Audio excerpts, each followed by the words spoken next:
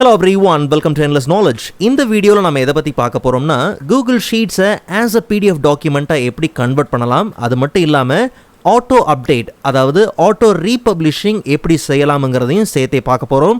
So உங்களுக்கு இந்த வீடியோவில் உள்ள கண்டென்ட் எல்லாமே புரியுதுன்னா மறக்காமல் லைக் பண்ணுங்கள். அண்ட் அதை விட ரொம்ப முக்கியம், இதை பற்றி தெரியாதவங்களுக்கு கண்டிப்பாக ஷேர் பண்ணிவிடுங்க. அண்ட் நீங்கள் இன்னுமே சேனலை சப்ஸ்கிரைப் பண்ணாமலே பார்த்துட்டு இருக்கீங்கன்னா மறக்காமல் சப்ஸ்கிரைப் பண்ணுங்கள். அண்ட் சப்ஸ்கிரைப் பண்ண கையோட பக்கத்தில் இருக்கக்கூடிய பெல் ஐக்கனை கிளிக் பண்ணி ஆல் நோட்டிஃபிகேஷன்ஸை மறக்காமல் எனேபிள் பண்ணிக்கோங்க.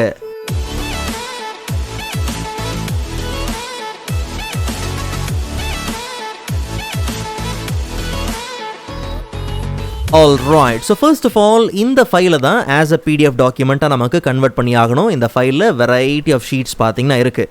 பட் நல்லா கவனிங்க, நான் முன்னாடியே மென்ஷன் பண்ண மாதிரி ரெண்டு விஷயத்தை பார்க்க போகிறோம். ஒன்று, as a PDF டாக்குமெண்ட்டாக எப்படி இந்த ஃபைலை கன்வெர்ட் பண்ணலாம். ரெண்டாவது, ஆட்டோ ரீபப்ளிஷிங் எப்படி செய்யலாம். ஸோ முதல்ல எப்படி கன்வெர்ட் பண்ணலாம்ங்கிறத பார்த்துடலாம். ஃபைல் மெனியூக்குள்ளே போயிட்டு டவுன்லோடில் போய் பார்த்தோம்னா அங்கே வெரைட்டி ஆஃப் ஆப்ஷன்ஸ் இருக்குது. பட் நமக்கு தேவை பிடிஎஃப் நம்ம கிளிக் பண்ண உடனே சென்டரில் பார்த்தோம்னா நமக்கு ப்ரிவ்யூ வந்தாச்சு. அதே ரைட் சைடில் பார்த்தோம்னா நமக்கு எக்ஸ்போர்ட்டுக்கான முக்கியமான செட்டிங்ஸ் எல்லா மேண்டட்டரி ஆப்ஷன்ஸும் பார்த்திங்கன்னா இருக்குது. ஃபர்ஸ்ட் இருக்கக்கூடிய இந்த எக்ஸ்போர்ட் ட்ராப் டவுனில் நமக்கு 3 ஆப்ஷன் பார்த்திங்கன்னா இருக்குது. Current sheet, work book, selected cell. ஒருவேளை நமக்கு ஒரு குறிப்பிட்ட ஷீட்டை தான் நமக்கு பிடிஎஃபாக நமக்கு எக்ஸ்போர்ட் பண்ணி ஆகணும்னா எந்த ஷீட் வேணுமோ அந்த ஷீட்டை ஆக்டிவாக வச்சுக்குங்க. ஆக்டிவாக வச்சுட்டு அப்போ நம்ம சேம் டவுன்லோடில் பிடிஎஃப்பில் போய் பார்த்தோம்னா கரெக்டாக அந்த கரண்ட் ஷீட் பார்த்திங்கன்னா நம்ம எக்ஸ்போர்ட் பண்ணிக்க முடியும். இல்லை செலக்டட் செல்ஸ் அப்படிங்கிற பட்சத்தில் அது எந்த ஷீட்டாக இருந்தாலும் பிரச்சனை இல்லை, நீங்கள் எதை செலக்ட் பண்ணியிருக்கிறீங்களோ. ஈவன் இந்த ஷீட்டில் ஒரு குறிப்பிட்ட ரேஞ்ச் ஆஃப் செல்ஸை மட்டும்தான், ஸ்பெசிஃபிக் செல்ஸை மட்டும்தான் நம்ம என்ன பண்ணியிருக்கிறோம், செலக்ட் பண்ணியிருக்கிறோம். அப்போ சேம் பிடிஎஃப்பில் போய் பார்க்கும்போது நம்ம ட்ராப் டவுனில் கரண்ட் ஷீட்டுக்கு பதிலாக செலக்டட் செல்ஸ்ன்னு வைக்கும் போது என்ன செலக்ட் பண்ணியிருக்கிறோமோ அது மட்டும்தான் வரும். பட் இதில் இன்னொரு விஷயத்தை கவனிக்கணும். Current sheet and selected cells இதெல்லாம் மெயின்டைன் பண்ணும் போது கவனித்து பார்த்தீங்கன்னா டோட்டல் 1 பேஜ்ன்னு இருக்குது. அதுவும் முக்கியமாக கரண்ட் ஷீட்னு வைக்கும் போது டோட்டல் 1 பேஜ். இதுவே நம்ம ஒர்க் புக்குன்னு வைக்கும் போது நல்லா கவனித்து பாருங்கள், டோட்டல் 6 பேஜஸ். அப்போ என்ன அர்த்தம், அந்த ஃபைலில் இருக்கக்கூடிய எல்லா ஷீட்டும் பார்த்தீங்கன்னா ஆஸ் அ பிடிஎஃபாக கன்வெர்ட் ஆகிறதுக்கு, எக்ஸ்போர்ட் ஆகிறதுக்கு ரெடியாக இருக்குது. பட் நம்ம ஒர்க் புக்குன்ற ஆப்ஷனை மெயின்டைன் பண்ணால் மட்டும் செலெக்ஷன் அப்படிங்கிற இன்னொரு ட்ராப் டவுன் பார்த்தீங்கன்னா நமக்கு பாப்பப் ஆகும். அதில் எல்லா ஷீட்டையும் நமக்கு எக்ஸ்போர்ட் பண்ணணும்னு அவசியம் இல்லை. ஒரு குறிப்பிட்ட ஷீட்லாம் வேண்டாங்கிற பட்சத்தில் இதை இங்கே எனேபிள் ஆர் டிசேபிள் பண்ணுறதுக்கான ஆப்ஷன் இருக்குது. எல்லாமே வேணுமா இல்லை எந்தெந்த ஷீட் வேண்டாங்கிறது எல்லாத்தையும் நீங்கள் செக் ஆர் அன்செக் பண்ணிவிட்டு ஜஸ்ட் அப்ளை பண்ணாலே போதும். அதுக்கு அடுத்தது பார்த்தோம்னா பேப்பரோட சைஸ். ஸோ டிஃபால்ட்டாக லெட்டர் சைஸ் இருக்குது. இல்லை நமக்கு A4 தான் வேணும்னா A4 எடுத்துக்கலாம். அண்ட் என்ன ஓரியன்டேஷனில் வேணும், லேண்ட்ஸ்கேப் இருக்குது, போர்ட்ரேட் வேணும்னா போர்ட்ரேட். நம்மளுடைய டேட்டாவுக்குலாம் மோஸ்ட்டாக போர்ட்ரேட் இருந்தால் ஓகேன்னு நினைக்கிறேன். பட் இந்த ஷீட் பார்த்திங்கன்னா நமக்கு டேட்டா என்ன ஆகுது, கொஞ்சம் டேமேஜ் ஆகுது. சரி, லேண்ட்ஸ்கேப் என்ன பண்ணலாம், மெயின்டைன் பண்ணிக்கலாம். உங்களுக்கு எந்த அளவுக்கு ஸ்கேலோட பெர்சன்டேஜை மெயின்டைன் பண்ணணும், அந்த சைஸை மெயின்டைன் பண்ணணுங்கிறத இங்கே கொடுக்கலாம். ஃபார் எக்ஸாம்பிள் எனக்கு வந்து 50% இருந்தால் போதும்னா தாராளமாக நீங்கள் 50% கொடுக்கலாம். ஃபார் எக்ஸாம்பிள் பெரிய அமௌண்ட் ஆஃப் டேட்டா இருக்குது ஒரு ஷீட்டில், அதை வந்து கம்ப்ளீட்டாக நீங்கள் என்ன பண்ணுறீங்க, ஃபில் பண்ணி எக்ஸ்போர்ட் பண்ண விரும்புகிறீங்கன்னா தாராளமாக ஸ்கேல் பர்சன்டேஜ் நீங்கள் மெயின்டைன் பண்ணிக்கலாம். இங்கே ஒரு சில ஆப்ஷன் இருக்குது, ஃபிட் டு ஹைட் இருக்குது, ஃபிட் டு விட்த் இருக்குது, இல்லை நார்மல் 100% நீங்கள் என்ன பண்ணலாம், மெயின்டைன் பண்ணிக்கலாம். அதே மாதிரி மார்ஜின், நார்மல் மார்ஜின் இந்த மாதிரி இருக்கும். உங்களுக்கு நல்ல வைடாக மார்ஜின் ரொம்ப பெருசாக வேணும் அப்படிங்கிற பட்சத்தில் வைட் மார்ஜின் எடுத்துக்கலாம். இல்லை மார்ஜினோட சைஸ் அந்த அளவுக்கு ஆக்கியபை பண்ணக்கூடாதுன்னா நேரோ மார்ஜின். பட் நல்லா கவனிக்கணும், கஸ்டம் நம்பர்ஸ் இருக்குது. நீங்கள் நம்பர்ஸ் உட்காந்து செட் பண்ணணுன்னாலும் ஒவ்வொரு இடத்துலையும் நீங்கள் தாராளமாக நம்பர்ஸ் கொடுக்கலாம். பட் பெஸ்ட்டான விஷயம், மவுஸோட ஏரோ யூஸ் பண்ணியே நீங்கள் இந்த மார்ஜின்ஸை ஈஸியாக பார்த்தீங்கன்னா அட்ஜஸ்ட் பண்ணிக்க முடியும். அது இன்னும் பார்த்தீங்கன்னா ஃப்ளெக்சிபிளாக இருக்கும். ஏன்னா எந்த சைஸை கொடுக்கணும் அதெல்லாம் கொஞ்சம் குழம்புற மாதிரி இருந்துச்சுன்னா தாராளமாக நீங்கள் என்ன பண்ணலாம், நீங்கள் மெயின்டைன் பண்ணிக்கலாம். பட் என்ன விஷயம்னா, மார்ஜின்ஸ் முடிந்த அளவுக்கு நேரோவில் இல்லை நார்மலில் இருக்கிறது ரொம்பவே நல்லது. காரணம் என்னென்னா, ஹெட்டர்ஸ் அண்ட் ஃபூட்டர்ஸ்லாம் பார்த்தீங்கன்னா அது கொஞ்சம் கன்வீனியண்ட்டாக இருக்கும். ஸோ அப்போ ஹெட்டர்ஸ் அண்ட் ஃபூட்டர்ஸ் ட்ராப் டவுனில் போய் பார்த்தோம்னா பேஜ் நம்பர் வேணும், ஒர்க் புக்கோட டைட்டில் தேவை, sheet name, current date, current time இதெல்லாம் வேணும்னா அப்போ உங்களுக்கு அந்தந்த இடத்துல பார்த்தோம்னா இதெல்லாம் வந்துடும். அதாவது டாப்பில் பார்த்தோம்னா இந்த ஃபைலோட நேம் வந்தாச்சு, ரைட் சைடில் ஷீட்டோட நேம் எல்லாம் பார்த்தீங்கன்னா வந்திருக்கு. ஓகே, ஒவ்வொரு ஷீட்டோட நேம் என்ன, அண்ட் அப்படியே கீழே ஃபூட்டரில் பாட்டமில் பார்த்தோம்னா ரைட் சைடில் பேஜோட நம்பர் வந்திருக்கு, current date, current time. So இதில் ஏதாவது கஸ்டம் ஃபீல்ட்ஸை நீங்கள் எடிட் பண்ண விரும்புகிறீங்கனாலும் அதுக்கான ஆப்ஷன் இருக்குது. ஒருவேளை நம்மளுடைய டாக்குமெண்ட்டில் இந்த ஃபைலில் எங்கேயாவது ஃப்ரீஸ் பேன் ஏதாவது ரோவையோ இல்லை காலமையோ ஃப்ரீஸ் பண்ணியிருக்கோம்னா அதை ரிப்பீட் பண்ணுறதுக்கான ஆப்ஷனும் பார்த்தீங்கன்னா பாட்டமில் இருக்குது. ஓகே, ஸோ இப்படிலாம் ஆப்ஷன்ஸ் பார்த்தீங்கன்னா நமக்கு ஹெட்டர்ஸ் அண்ட் ஃபூட்டர்ஸில் இருக்குது. அது இல்லாமல் ஃபார்மேட்டிங்கில் உங்களுக்கு கிரிட் லைன் வேணும், இல்லை ஏன்னா பிளெயினாக இல்லாமல் கிரிட் லைன் வேணும்னா கிரிட் லைன் எடுத்துக்கலாம். அதே மாதிரி நோட்ஸ் வேணுனாலும் நோட்ஸ் என்ன பண்ணலாம், ஆட் பண்ணிக்கலாம். ஃபார் எக்ஸாம்பிள் இதில் நோட்ஸ் இப்போதைக்கு எதுவுமே இல்லை. ஜஸ்ட் நம்ம என்ன பண்ணுறோம், உள்ளே போயிட்டு ஒரு நோட்ஸ் என்ன பண்ணுறோம், ஆட் பண்ணுறோம். ஃபார் எக்ஸாம்பிள் இதிலே என்ன பண்ணலாம், இல்லை இந்த ஷீட்டில் போயிட்டு லாரன் வந்து ஈஸ்ட் ரீஜன் சேல்ஸ் ரெப்புன்னு வச்சுப்போம். அப்போ ஜஸ்ட் நம்ம ரைட் கிளிக் பண்ணி நேராக வியூ மோர் செல் ஆக்ஷன்ஸாக இல்லை இன்சர்ட் நோட்லேயே போயிட்டு நம்ம என்ன பண்ணலாம், இங்கே கொடுக்கலாம். ஸோ ஒரு நோட்ஸ் என்ன பண்ணியாச்சு, ஆட் பண்ணியாச்சு. இப்போது சேம் நம்ம பிடிஎஃப்பில் போயிட்டு எக்ஸ்போர்ட் பண்ணுற டைமில் பார்த்தோம்னா ஒருவேளை நமக்கு ஃபார்மேட்டிங்கில் ஷோ நோட்ஸ் கொடுத்தோம்னா கவனிச்சு பாருங்கள், அந்த நோட்ஸ் வந்து ஒருவேளை 10 நோட்ஸ் ஆட் பண்ணியிருக்கோம்னா 1 2 3 4 5 6 அப்படின்னு அந்த நம்பர்ஸ் தெரியும்.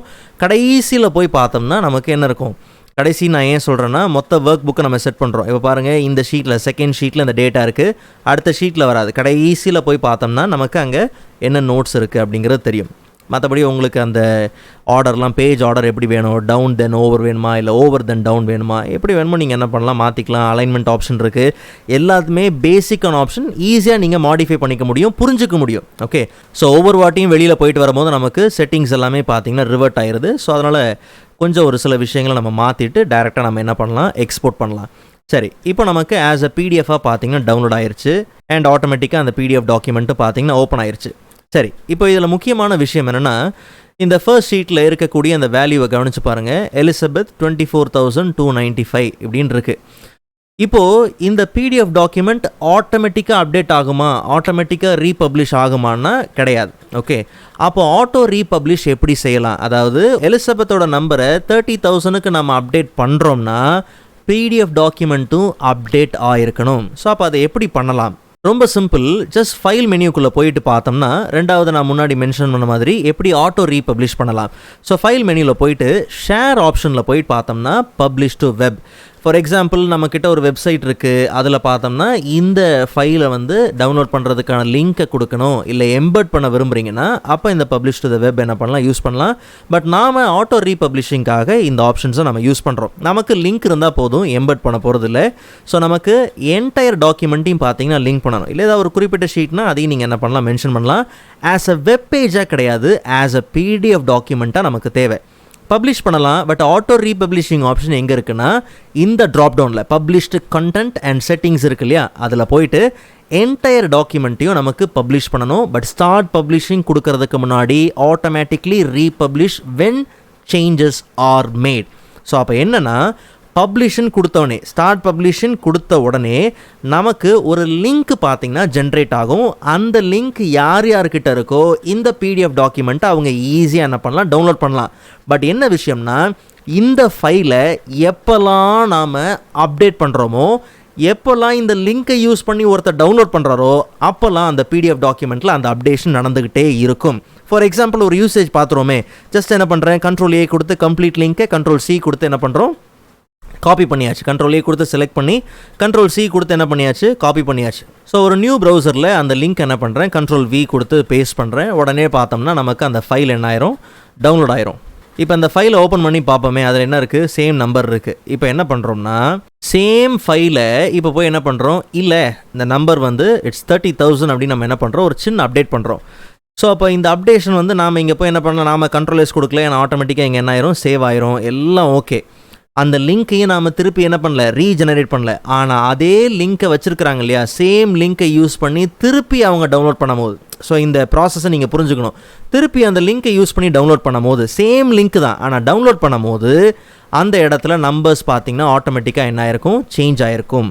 ஆக்சுவலாக நம்ம அப்டேட் பண்ணது செகண்ட் ஷீட்டில் இருக்கக்கூடிய டேட்டா இல்லையா. ஸோ 30,000 பார்த்தீங்கன்னா பர்ஃபெக்டாக நமக்கு என்ன ஆயிருக்கு, அப்டேட் ஆயிருக்கு. ஒருவேளை இப்போ மறுபடியும் போயிட்டு அங்கே என்ன பண்ணுறோம், இல்லை இட்ஸ் 45,000 நம்ம என்ன பண்ணுறோம், அப்டேட் பண்ணுறோம். ஸோ அப்போ திருப்பி நம்ம என்ன பண்ணலாம், சேம் அந்த லிங்க்கை என்ன பண்ணுறோம், பேஸ்ட் பண்ணி டவுன்லோட் பண்ணும்போது கவனிச்சு பாருங்கள் அதே ஃபைல் தான். ஸோ அப்போது நமக்கு அந்த அப்டேட் பார்த்திங்கன்னா பர்ஃபெக்டாக நடந்துகிட்டே இருக்கும். ஒருவேளை நமக்கு இந்த பப்ளிஷிங்கை ஸ்டாப் பண்ணணுங்கிற பட்சத்தில் சேம் ஆப்ஷன் தான். ஜஸ்ட் நம்ம என்ன பண்ணுறோம், ஃபைலில் போயிட்டு ஷேரில் போயிட்டு பப்ளிஷ் டு வெப்பில் போய் பார்த்தோம்னா அங்கே பப்ளிஷிங் நடந்துக்கிட்டு தான் இருக்குது, லிங்க் அங்கே இருக்குது. நாம் டைரெக்டாக என்ன பண்ணலாம், இங்கே ஸ்டாப் பப்ளிஷிங் கொடுத்துட்டோம்னா போதும். அந்த லிங்க் அங்கே இருக்க போகிறதில்ல, அந்த லிங்க்கை வச்சுருக்கிறவங்களுக்கும் அது வேலை செய்ய போகிறது கிடையாது. ஸோ அப்போ ஆட்டோ ரீபப்ளிஷ் பண்ணணும், ஒரு பிடிஎஃப் டாக்குமெண்ட் ஆட்டோமேட்டிக்காக அப்டேட் ஆகிட்டே இருக்கணும் அப்படிங்கிற பட்சத்தில் தாராளமாக நீங்கள் என்ன பண்ணலாம்னா இந்த ஆட்டோ ரீபப்ளிஷிங் ஆப்ஷனை யூஸ் பண்ணலாம். மற்றபடி இல்லை, ஜஸ்ட் நான் இந்த ஃபைல் எப்படி இருக்கோ அதை அப்படியே தான் சென்ட் பண்ண போகிறேன், அங்கே எந்த அப்டேஷன் நான் எதிர்பார்க்கல அப்படிங்கிற பட்சத்தில் தாராளமாக நீங்கள் டவுன்லோட் கொடுத்து பிடிஎஃப் டாக்குமெண்ட்டை டவுன்லோட் பண்ணி நீங்கள் டேரெக்டாக ஷேர் பண்ணிக்கலாம். ஸோ இந்த வீடியோ உங்களுக்கு யூஸ்ஃபுல்லாக இருக்கும் நம்புகிறேன். அண்ட் நெக்ஸ்ட் வீடியோவில் அதை விட இன்ட்ரெஸ்டிங்கான டாப்பிக்கை பார்க்கலாம். அதுவரை காத்திருங்கள்.